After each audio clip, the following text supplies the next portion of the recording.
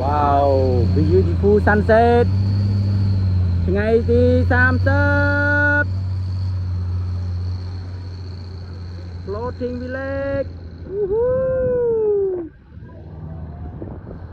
បងប្អូនណាខ្ញុំចេះចណាសិតតែទូកធំបងប្អូនណាមើល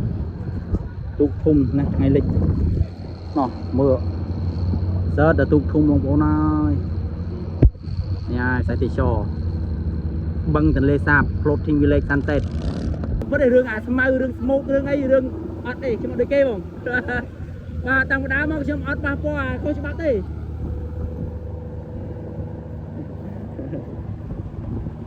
យ៉ាខ្សែទេសចរយី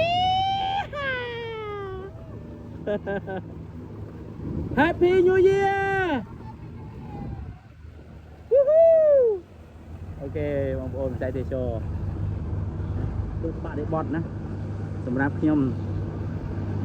ហើយនេះទឹកដីគង់ភ្លុកបងប្អូនវាស្អាតណាស់ណាគង់ភ្លុកយើងណាគឺជាសិទ្ធិកន្លែងបងប្អូនយើងហើយមើលណា Mango tree ណាបងប្អូនណាឆាយថាស្បែកទឹកឬក៏ដើមរាំងទឹកណាបងប្អូនមើលស្រស់ស្អាតណាស់វិស័យទេសចរហើយខ្ញុំចាំជួយទេសចរបងខ្ញុំផងដែរដែលគាត់កំពុងតែជិះកូនទូកចង់ជិះកូនទូកមើលក្នុង